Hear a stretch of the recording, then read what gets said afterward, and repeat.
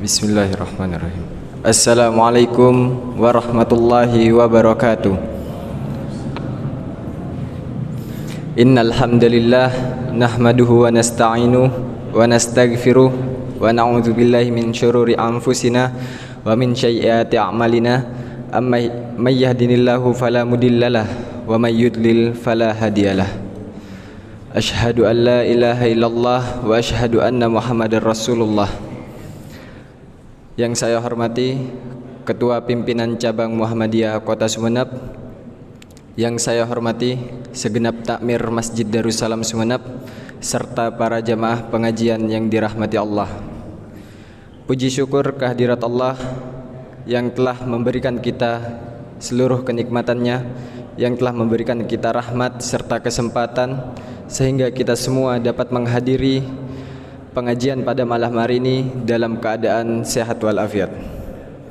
Salawat serta salam mari kita haturkan kehadirat Nabi kita Nabi Muhammad sallallahu alaihi wasallam yang telah menghantarkan kita dari gelapnya zaman jahiliyah hingga zaman terang benderang, yakni ad-dinul Islam.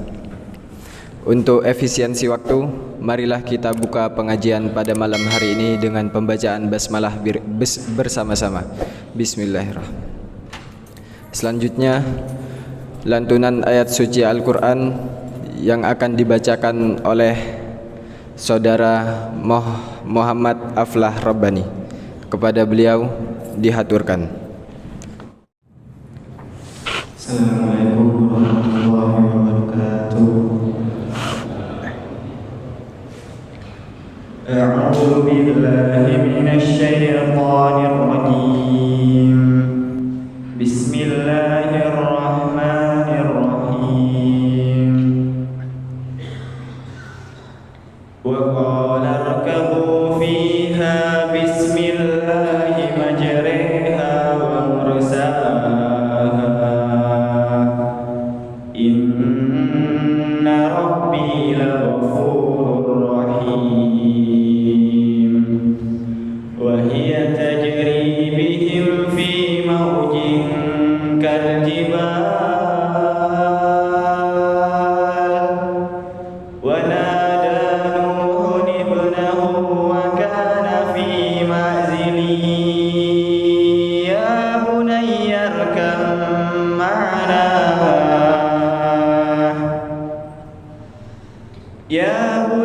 اركب معنا ولا تكن مع الكافرين. قال سآوي إلى جبل يعصمني من الماء.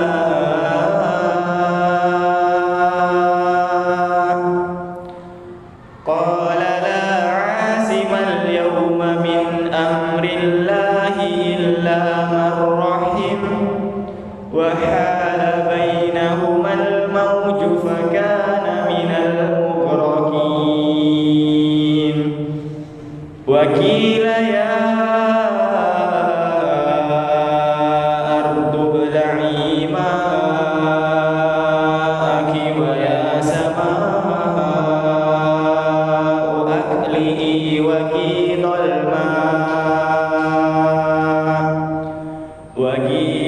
الماء وقضي الأمر واستوت على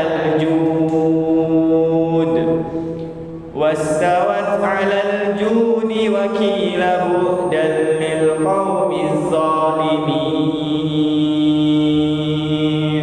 صدق الله العظيم. Assalamualaikum warahmatullahi wabarakatuh. Sadaqallahul azim. Maha benar Allah dengan segala firman-Nya. Semoga kita semua selalu dalam lindungan Allah Subhanahu wa taala. Selanjutnya pengajian Al-Islam yang dalam hal ini akan disampaikan oleh Ustadz Abdul Ghani SPD. Kepada beliau dihaturkan.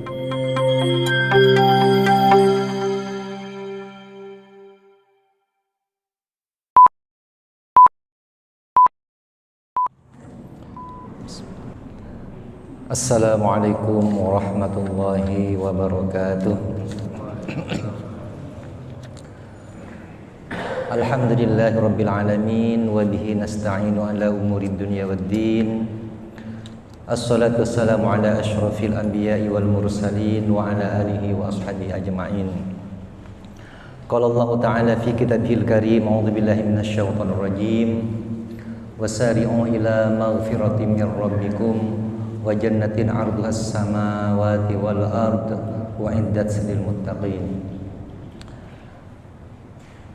Allahumma shalli ala Muhammadin wa ala alihi wa ashabihi ajma'in.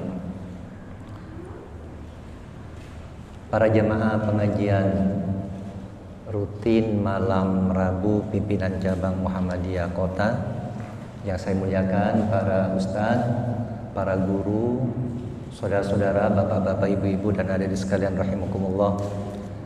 Alhamdulillah kita bersyukur kepada Allah Subhanahu wa taala.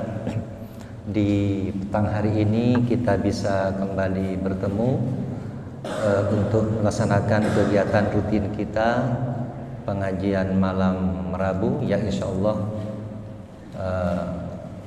kita semua dalam lindungan Allah Subhanahu wa taala, dalam petunjuk Allah Subhanahu wa taala. Semoga Allah Subhanahu wa taala memberikan keistiqomahan pada kita sekalian untuk bisa senantiasa dalam kebaikan di hati kita, di ucapan kita, juga di tindakan kita. Hadirin rahimakumullah, salawat dan salam semoga tetap tercurah kepada Rasulullah Muhammad sallallahu alaihi wasallam beserta keluarga, para sahabat dan seluruh pengikutnya. Mudah-mudahan kita bisa istiqomah dalam menegakkan sunnah-sunnahnya. Hadirin rahimakumullah, topik kita kali ini adalah angry management, bagaimana mengatur kemarahan. Ini sempat saya sampaikan di Masjid Mujahidin. Jadi kepada jamaah Masjid Mujahidin mohon maaf diulang kembali, tapi mudah-mudahan bisa menemukan inspirasi yang lebih bermakna, karena memang pengulangan itu kadang-kadang muncul ilmu-ilmu baru yang tak terduga dari Allah Subhanahu wa taala. Hadirin rahimakumullah, mengapa tema ini perlu diangkat? Jadi manajemen kemarahan. Karena memang marah itu bagian dari kehidupan kita. Kalau kita tanya kepada hadirin sekalian, siapakah yang tidak pernah marah? Tidak akan ada yang bisa mengacungkan tangan. Karena kita pasti pasti pernah marah, ya. Pernah marah. Karena memang marah itu muncul karena ketidaksesuaian antara fakta dan harapan kita. Jadi kita punya harapan tidak sesuai dengan kenyataan, maka akhirnya salah satunya muncul kekecewaan, kesedihan, kemarahan dan semacamnya, sampai dari level yang rendah sampai kepada level yang tinggi. Rasulullah SAW bersabda, dan ini hadis sangat terkenal, biasanya anak-anak TK sering disuruh menghafal ini, la taghdab walakal jannah. Janganlah engkau marah, maka bagimu adalah surga. Jadi sebenarnya surga itu salah satu pintunya adalah kita bisa mengendalikan kemarahan. Dan kemarahan itu memang menjadi fitrah manusia. Cuma tugas kita adalah bagaimana kemarahan itu yang merupakan energi besar bisa diarahkan kepada hal-hal yang positif. Maka di sini perlu manajemen kemarahan. Bagaimana kita mengatur kemarahan? Karena kita ini berinteraksi dengan manusia, itu bisa saja muncul kemarahan. Bahkan dengan pekerjaan kita pun kadang-kadang bisa menimbulkan kemarahan. Dan ini merupakan karakter kehidupan, tidak bisa kita hindari, tapi kita bisa mengaturnya. Tergantung dengan tingkat pengetahuan kita, pengalaman-pengalaman hidup kita, insya Allah akan lebih baik tentunya dengan pertolongan Allah Subhanahu wa taala. Allah Subhanahu wa taala berfirman dalam Al-Qur'an, a'udzubillahi minasyaitonir rajim, wasari'u ila maghfiratin mir rabbikum wa jannatin arduhas samawati wal ard wa indat lil muttaqin. Ayat ini biasanya disampaikan pada acara halal bihalal misalnya. Ini ustaz senior mungkin sering menyampaikan itu. Kenapa? Konteksnya itu bagaimana kita itu bisa pengendalian diri. Jadi kita diperintah untuk bersegera kepada ampunan Allah Subhanahu wa taala. Dan surga yang seluas langit dan bumi yang dijanjikan bagi orang-orang yang bertakwa. Ciri-cirinya alladzina yunfikuna fis sarra'i wad dharra, yaitu orang yang berinfak ketika dalam kondisi lapang maupun sempit. Wal kadhiminal ghaidha. Ini topik kita. Orang yang bisa menahan amarah. Wal 'afina 'anil nas wallahu yuhibbul muhsinin. Dan memberikan maaf kepada manusia, dan Allah mencintai orang-orang yang berbuat baik. Ada 3 ciri di sini, yaitu orang-orang yang berinfak dalam kondisi lapang maupun kondisi sempit. Yang kedua, orang yang bisa menahan amarah. Menahan amarah ini saya lebih memaknai mengendalikan kemarahan. Kalau kita naik sepeda motor itu, kalau menahan namanya rem. Tapi kalau mengendalikan, bagaimana kita bisa mengatur rem dan gas dengan cara yang seirama, harmoni, ya. Remnya, gasnya itu harmoni. Tapi kalau ngerem terus, itu nggak sampai-sampai. Tapi bagaimana kita waktunya ngerem, waktunya ngegas itu ada waktu yang tepat. Makanya kadang-kadang hidup itu diibaratkan dengan naik sepeda motor. Ada waktunya gas, waktunya ngerem, waktunya melihat kanan, melihat kiri, waktunya untuk merawat sepeda motornya, waktunya untuk tujuannya apa di situ. Seperti itulah hidup kita. Bagaimana kita ketika didahului orang, bagaimana cara mendahului, semuanya itu sangat teratur ketika kita bisa melaksanakannya dengan baik. Hadirin rahimakumullah, waktu yang singkat ini mari kita bersama-sama merenungkan bagaimana kita itu berkaitan dengan amarah. Karena ini sudah tidak bisa dipisahkan dari kita. Apalagi tekanan-tekanan kehidupan kita, tekanan keluarga, mungkin ada ketidakcocokan tentang satu hal dengan pasangan hidup, itu bisa menimbulkan kemarahan. Termasuk juga tekanan dari teman sepermainan yang sekarang itu di kurikulum sekolah merdeka itu, di situ anti bullying, karena bullying itu bisa menimbulkan konflik, ya. Bagaimana membuli orang lain, kalau orang itu bisa melawan muncul konflik, kalau tidak bisa muncul konflik dalam diri, ya. Itu istilahnya namanya angry in, marah yang ke dalam, tidak bisa melawan, larinya ke dalam, muncul stres, depresi dan semacamnya. Kalau angry out itu marahnya keluar, bentuknya kata-kata keras, kata-kata kotor, bahkan tindakan fisik, ya, memukul, bahkan bisa terjadi perang bahkan dari kemarahan itu.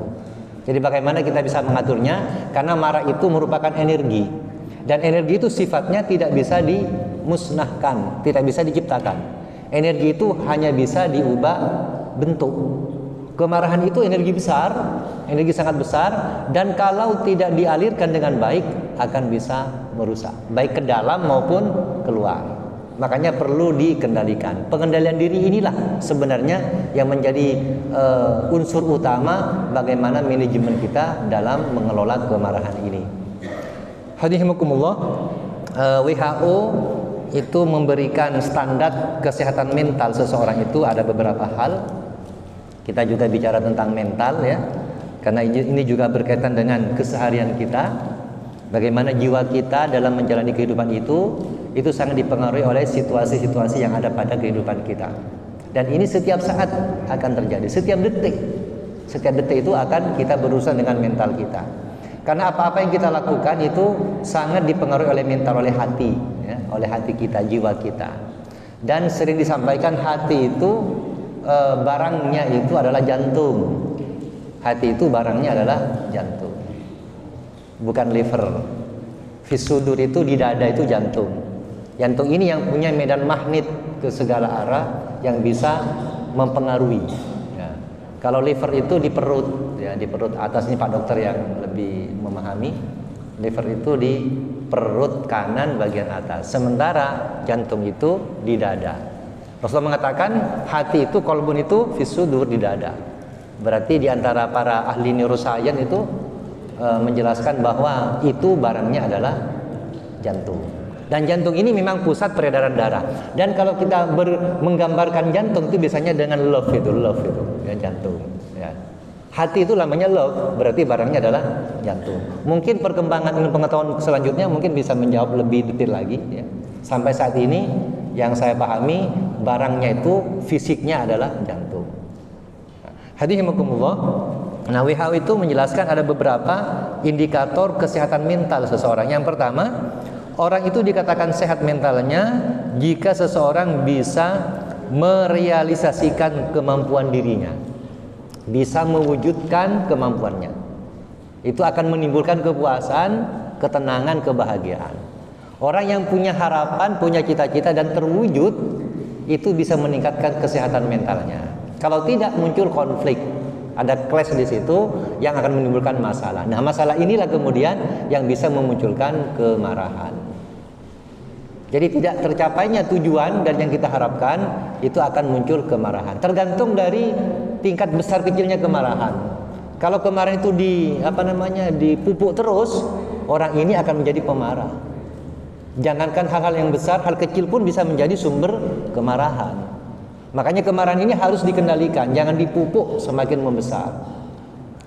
Kadang-kadang masalahnya kecil, tapi karena orang itu membesarkan itu masalah menjadi besar. Ya.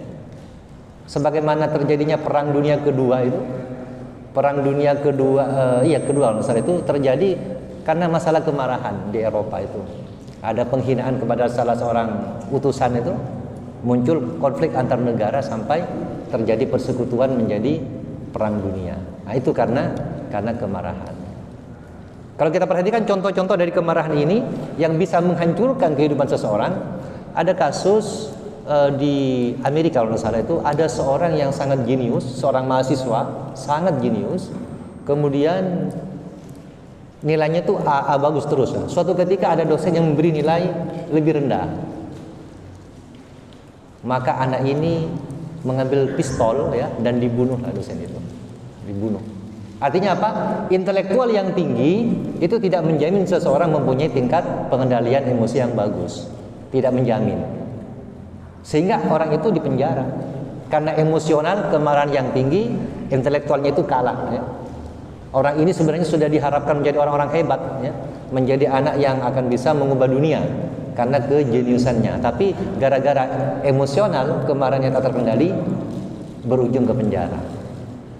Ada juga kisah dari Raja Tiongkok yang bernama Genghis Khan.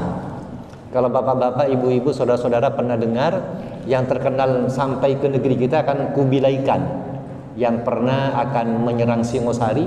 Waktu itu kerajaan Singosari dipimpin oleh Kertanegara akan diserang oleh Kubilai Khan. Di situ mungkin kalau saya telusuri itu ada hubungannya dengan masuknya kaum Tiongkok ke negeri kita yang tersebar sampai di Hambuntan, Pasongsongan, Sepudi itu ya. Itu nyambung dari bagaimana pasukan Kubilai Khan yang akan menyerang kepada Singosari. Ternyata Singosari itu sudah dikalahkan oleh Kediri, Jayakatwang. Maka kemudian Kubilai Khan ini didukung oleh Raden Wijaya yang sempat lari ke Sumeneb. Raden Wijaya ini sempat lari ke Sumeneb, dilindungi oleh Arya Wiraraja. Bapak-bapak, ibu-ibu, Arya Wiraraja ini bukan orang Sumeneb ya, bukan orang Sumeneb.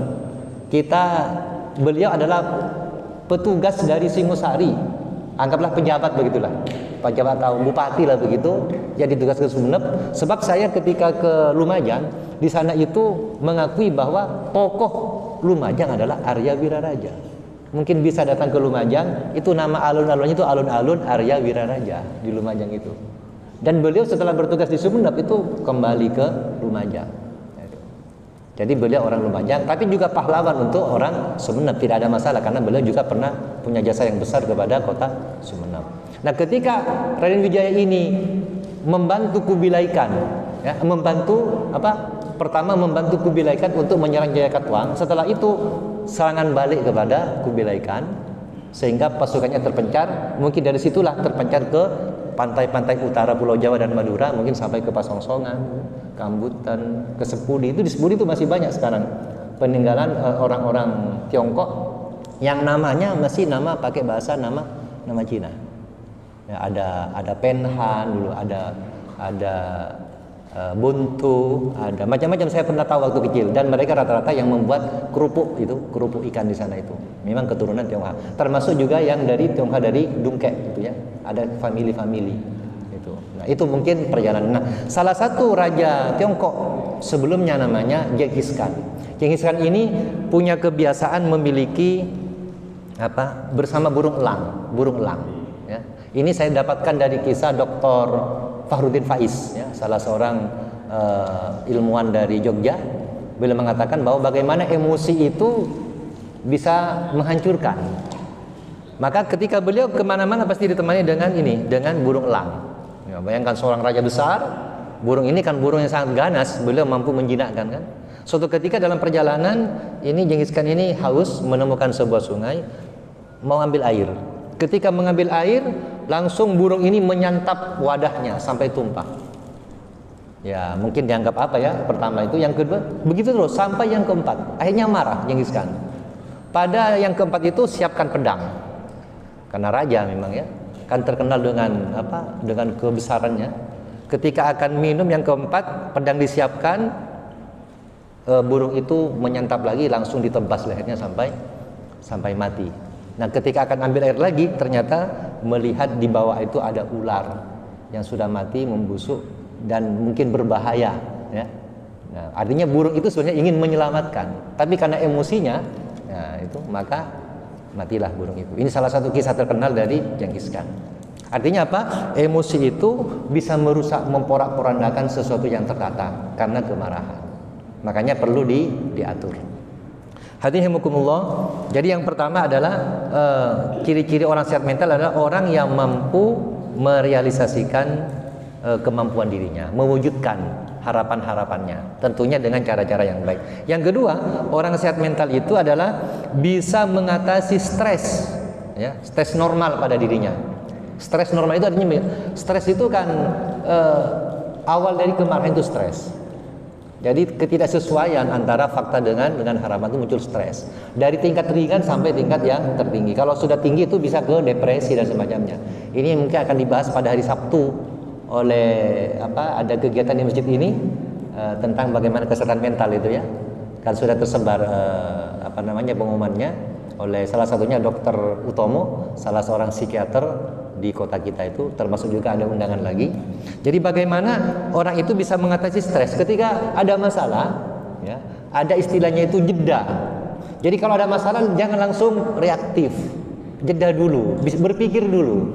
Ada istilahnya menghitung dulu. Ketika ada masalah hitung dulu ya, hitung 1, 2. Kalau amarahnya besar, tambah hitungannya, sehingga bisa mengurangi stresnya dan bisa ada solusi untuk menyelesaikannya. Jadi kalau orang-orang reaktif itu tiba-tiba langsung spontan marah-marah, sehingga masalah yang kecil itu akan menjadi semakin besar. Maka perlu jeda. Disinilah fungsi dari mengendalikan kemarahan. Biasanya kalau anak-anak itu di sekolah yang sering itu manggil-manggil nama orang tua, kadang-kadang begitu.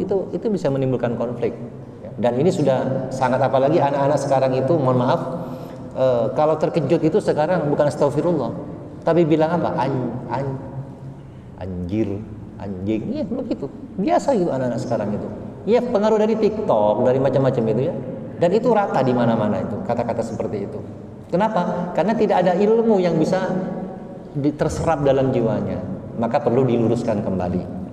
Nah, stres ini mesti ada, maka orang-orang yang sehat mentalnya itu bisa mulai mengatasi. Salah satunya juga dengan bagaimana mengatur nafas. Jadi ketika ada masalah, tarik nafas 7 detik misalnya ya, keluarkan 10 detik. Itu bisa menormalkan, mengurangi minimal. Bahkan di dalam hadis dikatakan kalau marah dalam kondisi berdiri, duduk masih marah, berbaring, masih marah dan semacam, ambil wudhu dan semacam. Itu kan cara-cara untuk menurunkan tegangan. Karena setiap hari mesti ada masalah. Dan itu tak terduga datangnya, makanya perlu adanya pengendalian dalam diri kita untuk bisa mengatasinya dengan baik. Yang semula energi ini berbahaya bisa menjadi energi yang tersalurkan. Hadirin rahimakumullah. Kemudian yang ketiga adalah orang-orang yang dikatakan sehat mentalnya adalah orang yang bisa bekerja secara produktif. Orang yang bisa bekerja secara produktif. Artinya begini, orang-orang yang bekerja itu kadang-kadang karena stres itu tidak bisa maksimal kan bekerjanya, tidak bisa maksimal. Di situ kurang fokus, kurang konsentrasi kan ada gangguan-gangguan stres tadi. Ya. Ada masalah di rumah, seperti guru ngajarnya kacau, mungkin ada masalah di rumah atau ada masalah keuangan dan semacamnya. Maka orang-orang yang bisa menjaga yang bisa menjaga ini bisa produktif dalam bekerja. Sebab orang yang tidak produktif dalam bekerja itu akan mengalami keresahan sebenarnya, mengalami keresahan dalam jiwanya. Ya. Orang yang tidak bisa maksimal dalam bekerja itu ada keresahan dalam jiwanya, ketidakpuasan. Dan ini bisa merambat kepada kemarahan. Atau bisa jadi juga menyalahkan orang lain dan semacamnya. Sebagaimana ini sekarang yang muncul misalnya di pegawai guru itu kan sick itu ya, ada absen sick itu jam 2 siang. Orang-orang yang tidak siap mental menyalahkan ini macam-macam. Padahal ketika dia menyalahkan tidak ada solusi, yang ada justru semakin stres. Ya caranya ya atur saja bagaimana supaya kita bisa menerimanya. Karena sesuatu itu tidak bisa kita ubah. Karena kita orang bawah, kita bukan penentu kebijakan. Maka terima, yang penting tidak melanggar syariat gitu ya. Bagaimana atur? Misalnya bapak-bapak yang ngajarnya sampai jam 1, makan dulu lah. Gimana itu? Nanti pulangnya bisa lebih mudah untuk istirahat dan semacamnya. Tinggal diatur saja. Kalau dipermasalahkan semuanya jadi masalah, ya. Karena sudut pandang itu sangat mempengaruhi respon pada seseorang. Maka sudut pandang inilah yang perlu kita perbaiki. Hadirin kemudian yang keempat, ciri-ciri orang yang sehat mental adalah orang yang bisa berkontribusi.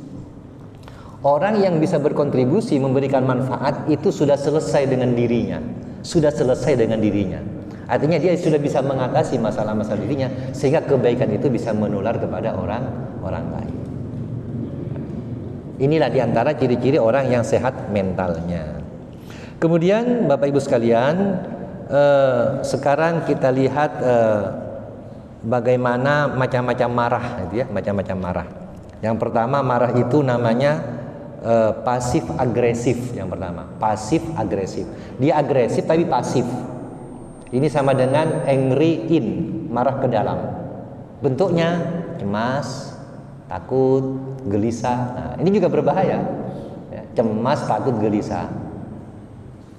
Kemudian yang kedua adalah agresif terbuka. Ini dikeluarkan kemarahan itu. Kemarahan itu dikeluarkan. Contoh ya, karena saya guru, maka saya contohnya guru. Kalau guru marah, itu namanya agresif terbuka. Guru marah kepada murid, ya marah, dia marahi, murid ini juga marah sebenarnya. Tapi dia pasif agresif. Kalau melawan, saya durhaka pada guru, tapi dia tidak menerima dimarahi. Maka guru yang marah itu sel otaknya banyak rusak. Anak yang dimarahi, sel otaknya juga banyak rusak. Sama-sama rugi maksudnya. Dia marahnya ke dalam merusak, sementara guru marahnya keluar juga merusak. Ketika guru bisa mengendalikan diri, bisa mengatur kemarahannya, maka insya Allah murid yang bermasalah ini juga bisa memperbaiki diri. Tergantung tekniknya. Jadi kalau kemarahan itu, ya senantiasa marah, apalagi itu orang tua yang senantiasa marah kepada anak, itu akan melatih anak untuk berbohong. Akan melatih anak untuk berbohong. Kalau semuanya itu solusinya dengan marah, melatih anak untuk berbohong. Karena mesti akan menghindar.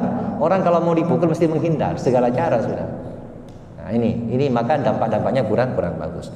Yang ketiga yang bagus ini, karena judul kita adalah mengendalikan kemarahan, adalah kemarahan bersifat asertif. Asertif ini kemarahan yang fungsional. Artinya kemarahan ini kan energi. Orang yang marah tapi dia berfokus pada solusi. Berfokus pada solusi. Tapi kalau marah yang tadi, marah agresif terbuka, itu berfokus pada masalah. Sehingga yang muncul masalah semakin membesar. Tapi kalau berfokus pada solusi, maka masalah akan semakin mengecil. Sebagai contoh misalnya, kalau di keluarga ada masalah itu jangan fokus pada masalahnya, tapi fokuskan pada solusinya. Sehingga kemarahan itu energinya bisa menjadi positif. Karena kemarahan itu energi besar, kalau tidak dialirkan itu akan merusak di dalam. Kalau dialirkan dengan cara yang baik, justru akan menjadi produktif. Sebagai contoh, Menteri Energi Arab Saudi itu yang sangat terkenal, itu awalnya beliau adalah hanya seorang office boy, ya. seorang tukang sapu saja di perusahaan asing perminyakan di sana. Suatu ketika beliau mau minum dari galon, tiba-tiba ada pegawai asing yang melarangnya, jangan minum itu untuk orang-orang penting lah begitu. Nah, anak ini marah, dendam ya, tapi dendam positif. Apa itu? Saya suatu ketika harus menjadi pemimpin di sini. Padahal hanya seorang office boy, karena dia masih usia sekolah. Maka dia belajar dengan bagus sampai akhirnya menjadi menteri perminyakan Arab Saudi dan menjadi direktur di perusahaan itu. Dan dia tidak dendam kepada orang yang itu. Hanya dia ingin membuktikan bahwa kemarahan itu bisa dialirkan dengan baik dengan cara kita melaksanakan aktivitas-aktivitas yang produktif. Kenapa? Marah itu pasti ada dan selalu bersama dengan kita. Apalagi kita itu keseharian kita itu ya, masalah-masalah itu memang tidak bisa kita hindarkan. Hadirin rahimakumullah. Kemudian kita lanjutkan karena waktunya tinggal beberapa menit ini ya. Kita lanjutkan tentang stres ini, tentang stres. Stres ini ada dua, ada stres yang positif, ada stres yang negatif. Yang negatif disebut dengan distress. Jadi distress ini orang yang stres negatif ini diantaranya contohnya orang yang mudah tersinggung. Ini punya stres yang negatif, mudah tersinggung. Kemudian cepat marah, ya. Sedikit-sedikit marah, ya. Sedikit marah. Kemudian mudah panik. Ya. Kalau sudah panik itu sulit mencari solusi. Tapi kalau tenang, solusi lebih mudah. Seperti orang panik mencari jarum, karena panik dan kelihatan. Tapi ketika tenang, tiba-tiba ada di depan. Ya. Kenapa? Karena ketenangan itu akan membuka mata lebih mendalam ke dalam hati. Kemudian juga mudah frustrasi. Ini ciri-ciri distress, mudah frustrasi. Ya. Frustrasi itu kan menyerah ya. Sudah nggak bisa, sudah mentok begitu ya frustasi ini. Ini kalau berlanjut, ini akan muncul psikosomatik yang ya, penyakit-penyakit badan akibat dari masalah-masalah mental. Karena salah satu penyembuhan itu bisa ditanyakan oleh Pak Dokter, itu bagaimana dokter itu bisa memberikan harapan kepada pasien. Bahkan ada penelitian orang sakit itu diberi obat palsu, hanya suplemen itu, ternyata dia bisa sembuh karena punya harapan besar kepada obat itu. Artinya berpikir yang positif ya. Walaupun tidak bisa dipukul rata, tapi ada kasus seperti itu ya. Sama dengan kita kalau dalam keseharian kita itu kadang-kadang ke dokter itu belum sampai sudah sembuh gitu. Kenapa? Karena kita mau ke dokter sembuh gitu. Ada harapan begitu loh, ada harapan ya. Memperbaiki sistem peredaran tubuh kita itu nanti. Hadirin. Kemudian juga diantara yang kedua adalah orang ini yang termasuk distress masih ya, orang yang merasa kurang berharga. Ini juga termasuk distress, merasa tidak bermanfaat. Nah, orang seperti ini kan kadang-kadang tidak menemukan habitnya, tidak menemukan kelebihannya, merasa tidak bermanfaat. Kalau duduk di belakang, pasif itu. Padahal tiap orang itu sudah punya bakatnya. Tugas kita itu menemukan bakat. Ini perlu guru, orang tua membantu anak untuk menemukan bakatnya. Kalau sudah ditemukan bakat, potensinya akan besar. Ya. Ada kadang-kadang muncul di SMP, kadang-kadang muncul di SMA atau di perguruan tinggi bakat-bakat itu. Tugas kita itu bagaimana hidup ini jiwa anak ini supaya bakatnya itu muncul. Ya. Supaya bakatnya muncul dan bisa memberikan kontribusi kepada orang lain. Kemudian juga ada orang yang distres ini menarik diri dari pergaulan. Dia menjadi introvert ya, ke dalam saja, tidak mau bergaul. Ini karena salah satu bentuk stres ini. Kemudian kalau yang kedua yaitu stres yang positif. Ini bentuknya orang yang ketika ada masalah ini kepada solusi. Dia itu berenergi, dia bersemangat untuk menyelesaikan masalah. Masalah itu bukan penghalang, tapi dianggap peluang. Nah, jadi masalah itu dianggap peluang, kesempatan begitu ya. Jadi ketika ada tantangan itu dianggap sebagai kesempatan sehingga bisa menyalurkan stresnya itu dengan cara-cara yang baik.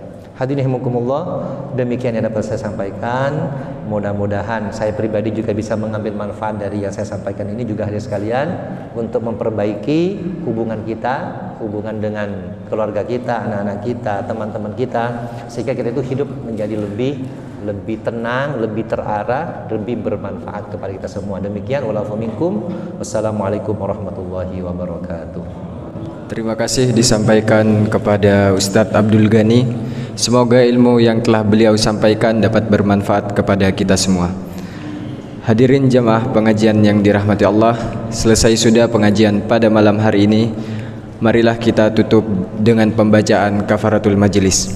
Subhanakallahumma wa bihamdika asyhadu an la ilaha illa anta astaghfiruka wa atubu ilaik. Terima kasih atas segala perhatian. Mohon maaf atas segala kekurangan. Assalamualaikum warahmatullahi wabarakatuh.